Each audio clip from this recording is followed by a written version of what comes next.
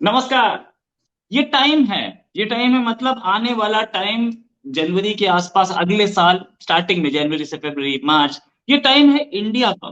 क्योंकि तीन प्रेसिडेंसीज आ रही हैं इंडिया के पास, और एक prime minister Narendra Modi. Prime minister Modi के अंडर आनी थी।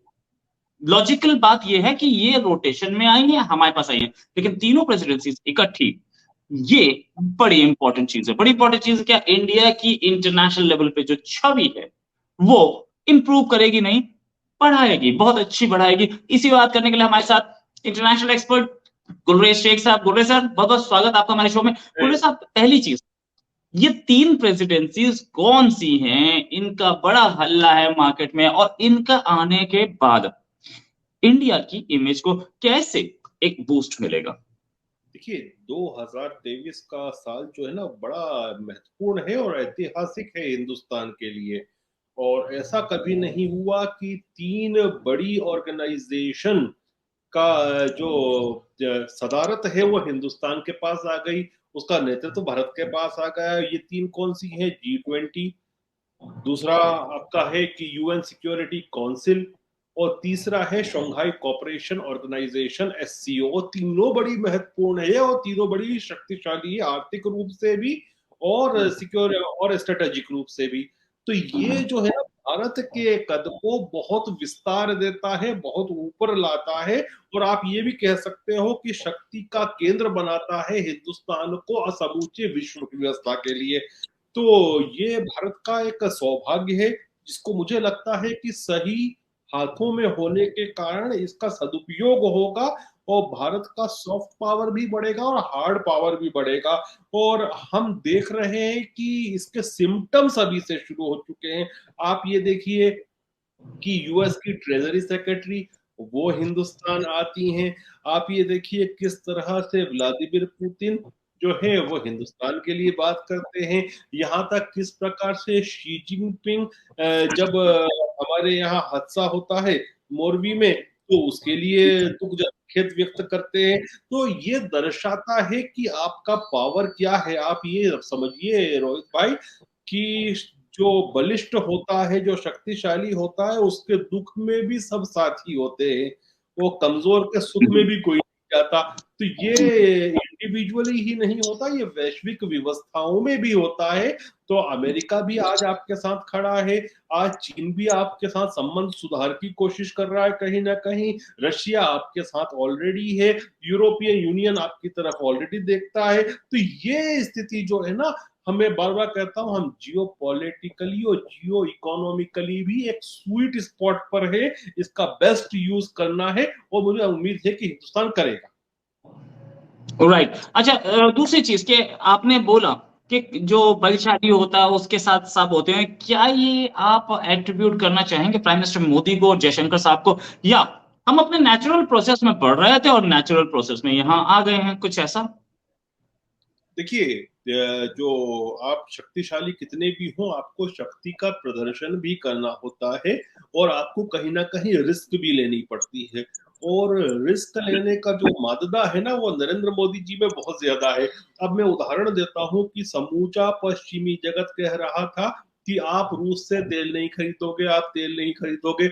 आज वही पश्चिमी जगत जो है वो इन्फ्लेशन की मार में रो रहा है।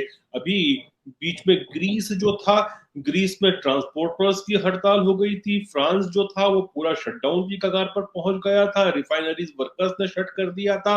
जो नेशनल स्टूडेंट ऑर्गेनाइजेशन थे उन्होंने चीजों को रोक दी थी। तो यही स्थिति जर्मनी में आ गई है। ब्रिटेन की हालत बहुत खराब है, क्योंकि एनर्जी जब बढ़ती है, जब तो एनर्जी का इन्फ्लेशन जो होता है वो समूची इकोनॉमी के ऊपर इन्फ्लेशन का बर्डन डालता है। और हम यूनाइटेड स्टेट्स में भी देख रहे हैं अभूतपूर्व स्तर पर जो इन्फ्लेशन चल रहा है। हम देख रहे हैं कि जो फेडरल रिजर्व है उनका, वो लगातार ब्याज की दर बढ़ा के उसको कंट्रोल करने की कोशिश कर रहा है। लेकिन उससे हो क्या रहा है, उनकी इकोनॉमी खराब हो रही है। क्योंकि जैसे ही अगर डॉलर जो है वो सुपर डॉलर बनता जाएगा जैसे जैसे, तो विश्व करेंसी की बास्केट में लोग उसको त्यागना शुरू करते हैं और उनके एक्सपोर्ट्स भी कम होते हैं। इतनी महंगी जब मुद्रा होती है तो एक्सपोर्ट्स कम होते हैं। लेकिन आप इसके बरक्स हिंदुस्तान को देखिए, हिंदुस्तान ने रूस से ऑयल लिया, जब दुनिया चपेट में थी महंगे ऑयल की तब हम कंसेशन पे तेल ले रहे थे। उसमें ये एक रिस्क था कि कुछ वेस्ट अगर करता तो क्या होता, लेकिन नरेंद्र मोदी जी ने रिस्क लिया और उस रिस्क का हिंदुस्तान को आज लाभ मिल रहा है। जहां पर भी उन्होंने को पावर प्रोजेक्शन की जरूरत पड़ी, पावर प्रोजेक्शन भी करते हैं, जहां खड़ी खोटी सुनानी होती वो भी स्पष्ट रूप से सुना देते हैं, और जहां रिस्क लेके भी ये देश का हित करना होता है हम करते हैं। Right, right. अच्छा, एक चीज ये कि अमेरिका ने इंडिया को रिमूव किया करेंसी मॉनिटरिंग लिस्ट से। हालांकि इस लिस्ट से बाहर निकलने का मतलब क्या हुआ और इस लिस्ट से बाहर निकलना क्यों इंपॉर्टेंट, ये भी देखिए अगर आप बताएं हमारे व्यूअर्स को। देखिए अमेरिका ने बहुत सारे सिस्टम बना रखे हैं देशों को प्रताड़ित करने के लिए और अपने हिसाब से चलाने के लिए। जब इनको किसी से काम होता है या जिसकी आम ट्विस्टिंग नहीं कर सकते तो फिर उसको ये उस चीजों से निकाल देते हैं, अन्यथा उसको प्रताड़ित करते रहते हैं।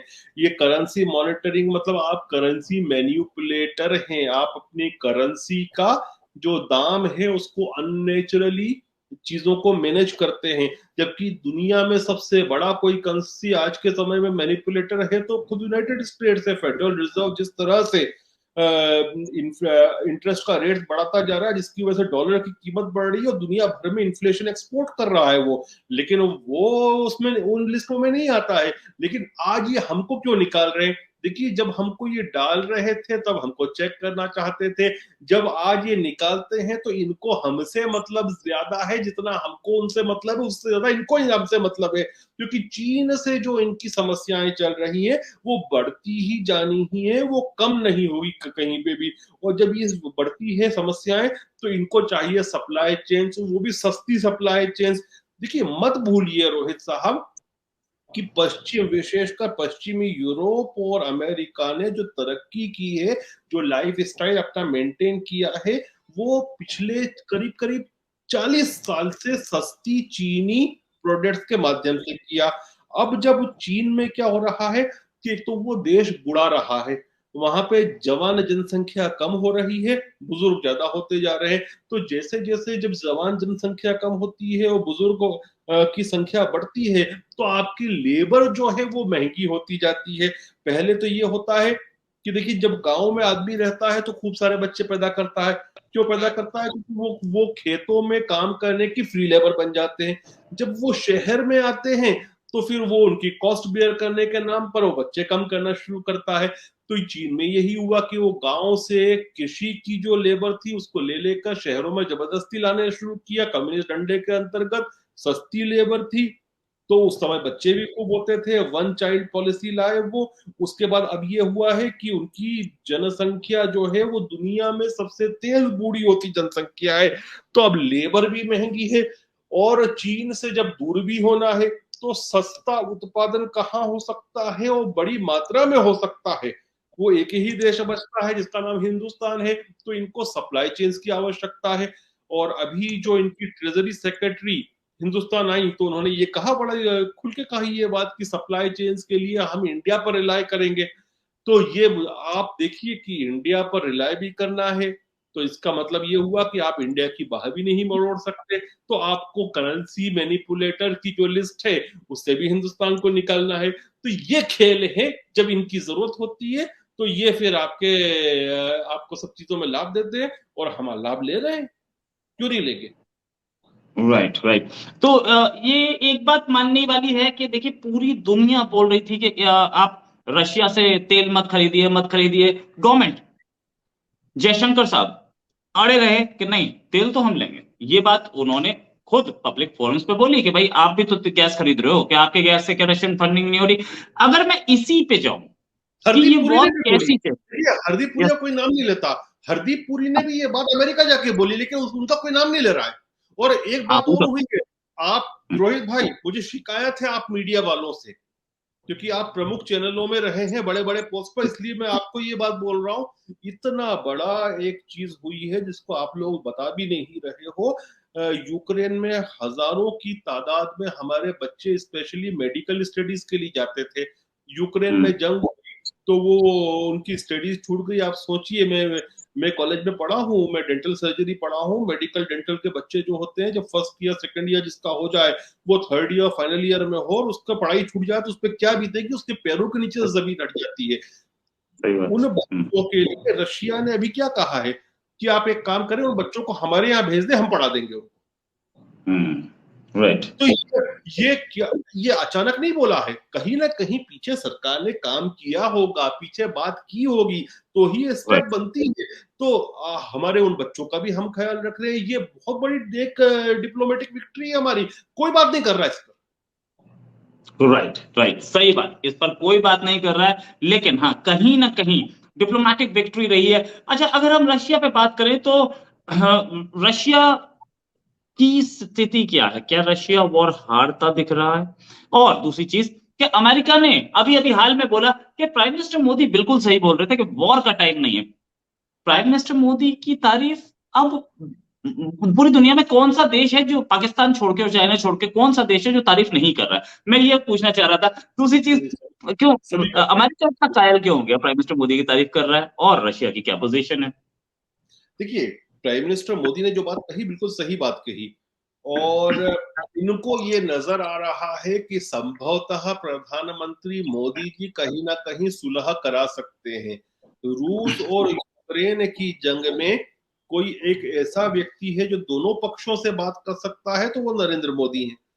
तो इनको कहीं ना कहीं उनको आगे लेकर काम करवाना है। देखिए, मत भूलिए, दो देश ऐसे हैं कि जो दोनों के बीच में सुलह करवा सकते हैं। एक है टर्की, क्योंकि टर्की जो है वो रशिया से भी क्लोजनेस है, यूक्रेन को भी वो हथियार दे रहा है और नेटो का सदस्य है। टर्की ने कोशिश करी लेकिन टर्की विफल हो गया। अब दूसरा ऑप्शन ही कुछ नहीं बचता है हिंदुस्तान के अलावा और मोदी जी के अलावा। तो ये चाहते हैं कैसे भी मोदी जी इनकी जान छुड़ाएं पुतिन से और उस जंग को रोकें, जो जंग जो है पूरे के पूरे यूरोप को निकल रही है, इकोनॉमिकली शटर कर रही है। और आप जो पूछ रहे हैं ना, मुझे समझ में आ रही है ये बात, आप क्यों पूछ रहे हैं कि क्या रूस जंग को हार रहा है। आप पूछ रहे हैं क्योंकि खरसोन से रशिया ने विड्रॉ किया। देखिए, मुझे ऐसा लगता है, दो चीजें समझिए कि एक होती है लिमिट टू पावर। एक पावर की भी एक सीमा होती है। आप कितने भी पावरफुल हो, एक सीमा होती है, कहीं ना कहीं सामने वाला भी रेजिस्ट करता है। और अभी जो सामने वाला अर्थात जो है यूक्रेन है, उसको खूब बड़ी संख्या में मिलिट्री आर्म्स एंड एम्यूनेशन दिए जा रहे हैं पश्चिम के द्वारा। और ये आप टाइमिंग को मैच कीजिए कि जब रशिया हटा है खरसोन से, ये टाइम वही है जब यूनाइटेड स्टेट्स ऑफ अमेरिका में मध्यावर्ती चुनाव पूर्ण हुए हैं। तो इसके पहले आप मान कर चले, हमारे पास कोई भी सबूत तो ना है, ना कभी शायद आएगा, लेकिन आप मान कर चले बहुत बड़ी तादाद में पैसा, आर्म्स, एम्यूनिशन, इंटेलिजेंस पंप किया गया होगा यूक्रेन में। अमेरिका ने अपनी एक तरह से बहुत ज्यादा शक्ति को झोंक दिया होगा ताकि वो कहीं ना कहीं ये नजर भी आता है कि यूक्रेन के अभी कुछ दिनों से जो अच्छा परफॉर्मेंस चल रहा है और जिस तरह से जो बाइडन उसमें एक्टिव दिखे, उसका उनको नतीजे वहां पर मिले हैं यूएस के चुनाव में। अभी आज जब हम बात कर रहे हैं, बाद में पता नहीं क्या होता है। अभी जो है एक सीट से ही पीछे हैं डेमोक्रेट्स सेनेट के कंट्रोल करने में, क्योंकि रिपब्लिकन्स को 2 सीट की जरूरत है और डेमोक्रेट्स को 1 सीट की जरूरत है। क्योंकि जो स्पीकर ऑफ द हाउस है, जैसे हमारे यहाँ उपराष्ट्रपति जो होते हैं वो राज्यसभा के अध्यक्ष होते हैं, उसी प्रकार से स्पीकर ऑफ द हाउस जो है, जैसे अभी वर्तमान में नैन्सी पेलोसी है, वो उनके पास कास्टिंग वोट होता है वहां पर। तो लग रहा था कि बिल्कुल ब्लड बात हो जाएगा डेमोक्रेट्स का इलेक्टोरली, वो नहीं हुआ। ट्रंप को कहीं ना कहीं मायूसी मिली है। उसका कारण भी यूक्रेन की जंग को जिस तरह से पेश किया गया। तो ये इस समय अभी मुझे लगता है ये चरम है यूक्रेन का। इसके बाद शायद अब नीचे ही आना है, क्योंकि जितना शक्ति दे सकता था वेस्ट, उसने अभी इस समय दे दी होगी। फिर इसमें दूसरी चीज और भी दिखती है, आपने यदि वो प्रेस वार्ता देखी हो, वो वीडियो फुटेजेस देखे हो, जिसमें रूस के रक्षा मंत्री उनके आर्मी के जो काम को देख रहे हैं रशिया इस यूक्रेन वॉर में, और उनसे जब बात करते हैं तो वो जिस प्रकार से ड्रामेटाइज्ड दिखता है कि तुरंत विड्रॉ कर लें, जल्दी से जल्दी नियर फ्यूचर में करें, तो ऐसा लगता है कुछ स्क्रिप्ट दिख रही है और स्क्रिप्ट मुझे दूसरी नजर आती है। इसमें ये मेरा एनालिसिस गलत हो सकता है, वो गलत होगा तो मैं विनम्रता से स्वीकार करूंगा। हमने बहुत सारे रोहित भाई पिछले 1 महीने के अंदर फुटेजेस देखे हैं कि लोग भाग रहे हैं, वो दिखाए गए हैं कि रशिया से भाग रहे हैं। अब वो रशिया से भाग रहे थे कि रशियन ऑक्यूपाइड खरसोन की टेरिटरी से भाग रहे थे, ये हमको कभी नहीं मालूम पड़ेगा। मुझे ये लगता है कि खरसोन चूंकि जो थे वहां पर ज्यादातर लोग तो रशियन मूल के थे और उसी नाम पे उन्होंने ऑक्यूपेशन किया, वो सही था गलत था, क्योंकि हिंदुस्तान की सरकार उसका एक्सेप्ट नहीं करती तो मैं भी उसको गलत बोलूंगा जो हुआ है। हम एनालिसिस कर रहे हैं तो मुझे लगता है कि रूस ने जो वहां के नागरिक थे खेरसोन में, उनको निकाल लिया है वहां से। और ये जो तैयारी दिख रही है ना, मुझे सेना को भी निकाल लिया, नागरिकों को भी निकाल लिया, ये टिपिकल रशियन वॉर की तरीका दिख रहा है। सेकेंड वर्ल्ड वॉर में बर्लिन के साथ यही किया था, 90s में इन्होंने जो ग्रुजनी की वॉर हुई थी, ग्रुजनी के साथ भी वही किया था, और अभी अभी रिसेंटली सीरिया में अलेप्पो में भी यही किया था। ये क्या करते हैं कि पूरे पॉपुलेशन को निकलने देते हैं, उसके बाद जो बचा उसको नहीं सोचते मारने में, और ये इतनी आर्टिलरी करते हैं कि पूरा शहर जो है रेबल बन जाता है। मुझे ये लग रहा है कि ये जो अभी शांति दिख रही है तूफान से पहले की शांति है भाई साहब, वो अब जो खैरसोन होगा ना, खैरसोन को ये जमीन में मिला देंगे। राइट, ये हो सकता है। आप देखिए इन्होंने, आप फुटेज देखिए ना, सेकंड वर्ल्ड वॉर के समय इन्होंने बर्लिन के साथ यही किया था रूसियों ने, 90s में इन्होंने ग्रुजनी के साथ चेचन वॉर में किया था, सीरिया की वॉर में जब बशर का सपोर्ट करना था, बशर अल असद का, तो इन्होंने एलेप्पो के साथ भी यही किया था। तो ये हैवी आर्टिलरी का यूज करते हैं, और फिर ये नहीं उसमें कौन है कौन मर रहा अस्पताल पे जा रही है कुछ नहीं सोचते। जितने एविक्यूएट हो गए वो अपने थे, जिनको एविक्यूएट करना था वो हो गए, जो बचे हैं ये मान के चलेंगे कि अब ये यूक्रेन के फाइटर्स हैं, इनको मारना है। ये मुझे ऐसा लगता है, मेरा एनालिसिस है। अच्छा, एक चीज और, प्राइम मिनिस्टर मोदी की क्यों तारीफ कर रहा है अमेरिका? क्या अमेरिका को कुछ चाहिए, या अमेरिका क्या अपने पाले में लेना चाह रहा है? मैं वही कह रहा हूँ, उनको 2 चीज चाहिए। एक चाहिए कि चीन से जो सप्लाई चेन्स हैं उसको हिंदुस्तान शिफ्ट करना चाहते हैं, मोस्ट वेलकम, हमारे लोगों को भी एम्प्लॉयमेंट मिलेगा, हम भी तरक्की करेंगे, हमारा इंडस्ट्रियलाइजेशन बढ़ता है। दूसरा, मैंने जो कहा आपको कि ये अब पुतिन से जान छुड़ाना चाहते हैं, ये चाहते हैं कैसे भी जंग खत्म हो। जो व्लादिमीर पुतिन, जो व्लादिमीर ज़ेलेंस्की ये कहता था कि नहीं पुतिन के रेजिम से बात नहीं करूंगा, वो बात करने की बात कर रहा है। मतलब क्या है इसका? मतलब ये हुआ कि कहीं ना कहीं वेस्ट अब कह रहा है बस भाई साहब बहुत हुआ, अब आप बात करो। और अब बात कौन कर रहा है? मैंने ये कहा था कि 2 ऐसे देश हैं जो बात करा सकते हैं, एक टर्की जिसने कोशिश करी फेल हो गया, अब एक हिंदुस्तान बचता है। तो इनको मोदी जी की जरूरत है यूरोप को बचाने के लिए, क्योंकि ये वॉर, देखिए आप ये, अगर आप ये देख रहे हैं तो आप फिर कुछ भी नहीं देख रहे हैं। आप अगर इस तरह से देख रहे हैं कि यूक्रेन लड़ रहा है रशिया से, नहीं, यूक्रेन क्या खा लड़ रहा है रशिया से? United states of America, NATO, पश्चिमी यूरोप सब मिलकर लड़ रहे हैं अकेले रशिया से, और रशिया अकेला उनसे लड़ रहा है। Right, right. तो ये है सिचुएशन पूरी इस समय, सूरत हाल इंडिया और रशिया और अमेरिका और यूरोप, जो हालत है। और गुलरेज साहब की जो एनालिसिस है उसके लिए बहुत डिमांड आती रहती है, और इसी एनालिसिस के लिए गुलरेज साहब को बार बार बुलाया भी जाता है, इंटरनेशनल बेस्ट एनालिसिस। सर, एक फाइनल आपसे क्वेश्चन पूछना चाहूंगा कि ये बताइए कि क्या यूक्रेन वॉर का नतीजा हो सकता है?